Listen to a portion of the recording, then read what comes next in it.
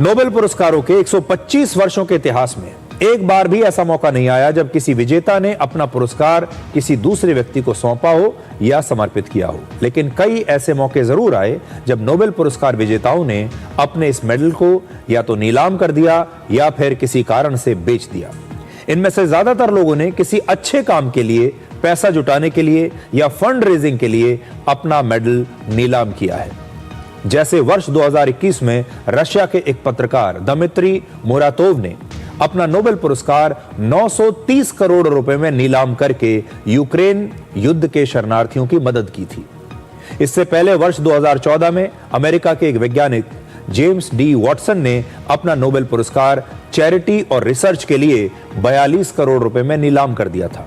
लेकिन एक नोबेल पुरस्कार विजेता ऐसा भी है जिसने अपनी गरीबी के दिनों में इस मेडल को बेच दिया था। वर्ष 2015 में एक अमेरिकी वैज्ञानिक लियोन लेडरमैन ने अपना मेडिकल बिल चुकाने के लिए, यानी अपने इलाज का बिल चुकाने के लिए नोबेल पुरस्कार बेच दिया था और इस पैसे का कुछ हिस्सा उन्होंने रिसर्च के लिए डोनेट भी कर दिया था।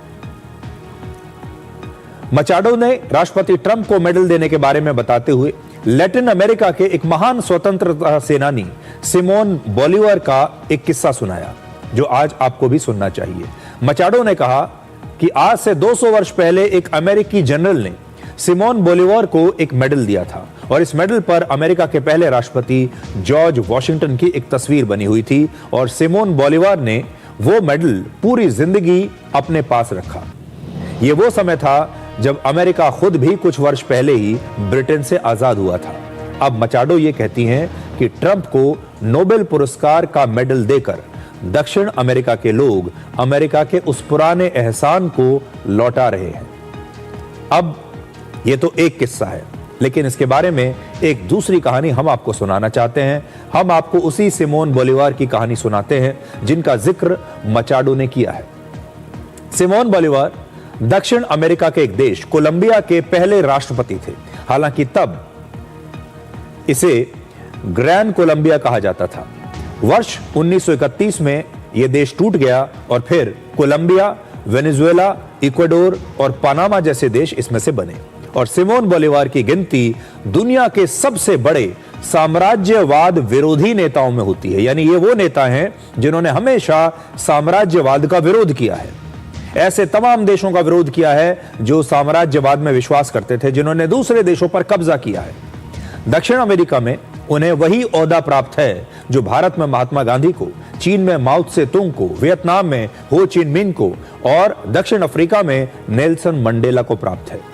19वीं सदी की शुरुआत में उन्होंने दक्षिण अमेरिका के एक या दो नहीं बल्कि 6 देशों को स्पेन के साम्राज्यवाद से आजादी दिलाई थी और ये देश पिछले 200 वर्षों से स्पेन के गुलाम थे, ठीक वैसे ही जैसे भारत अंग्रेजों का गुलाम था। और ये 6 देश जिन्हें आजादी दिलाई उन्होंने, सिमोन बोलिवर ने, वो है Venezuela, Colombia, Ecuador, Panama, Peru और बोलिविया। दक्षिण अमेरिका के कई देशों के नाम भी सिमोन बोलिवर के सम्मान में ही रखे गए। वेनेजुएला का जो पूरा नाम है वो है Bolivarian Republic of Venezuela.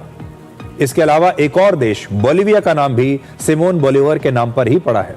Venezuela की करेंसी का नाम है बोलिवार और बोलिविया की करेंसी का नाम भी बोलिवियानो है और ये नाम भी सिमोन बोलिवर के नाम पर ही रखे गए हैं। हमारे देश की राजधानी दिल्ली में भी उनके नाम पर एक सिमोन बोलिवर मार्ग है। हालांकि उनका एक सपना आज भी अधूरा है। बोलिवर चाहते थे कि दक्षिणी अमेरिका भी यूनाइटेड स्टेट्स ऑफ अमेरिका की तरह United states of south America बने। यह उनका सपना था। ये सारे जो देश हैं दक्षिण अमेरिका के, ये सारे एक साथ होकर संयुक्त बने, एक देश की तरह रहे, जैसे अमेरिका के इतने सारे राज्य यूनाइटेड स्टेट्स ऑफ अमेरिका कहलाते हैं। लेकिन दक्षिण अमेरिका कई अलग अलग देशों में बट गया और वो एक नहीं रह पाया। और आज जब राष्ट्रपति ट्रंप ये कहते हैं कि दक्षिण अमेरिका के देशों पर पहला हक अमेरिका का है, तो परोक्ष रूप से वो उन देशों पर कब्जा करना चाहते हैं।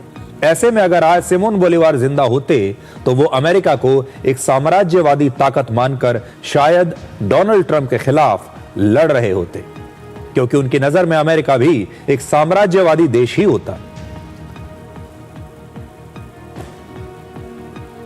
लेकिन आज देखिए, सिमोन बोलिवार के ही देश में उनके सिद्धांतों को मानने वाले लोग आज अमेरिका को नोबेल शांति पुरस्कार सौंप रहे हैं। तो आज सिमोन बोलिवार को कैसा लगता होगा, यह सोचने की बात है। तो सिद्धांत राजनीति में कैसे बदल जाते हैं, वक्त जैसे बदलता है, युग जैसे बदलते हैं, सिद्धांत भी बदल जाते हैं।